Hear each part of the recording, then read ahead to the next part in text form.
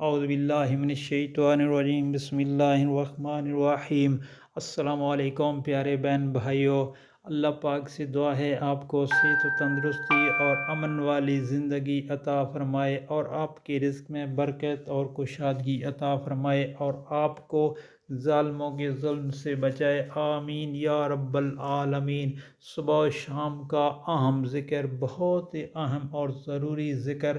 نبی کریم صلی اللہ علیہ وآلہ وسلم نے ارشاد پاک فرمایا، جو مسلمان یا جو انسان یا جو بندہ شام کے وقت اور صبح کے وقت یوں کہتا ہے، بسم اللہ الرحمن الرحیم، رضیت باللہ ربا وبالاسلام دینا وبمحمد نبیا، میں اللہ کے رب ہونے پر، اسلام کے دین ہونے پر، محمد صلی اللہ علیہ وسلم کے نبی ہونے پر راضی ہوں، تو قیامت کے دن اللہ اسے لازمی طور پر راضی کرے گا، انعام عطا فرمائے گا۔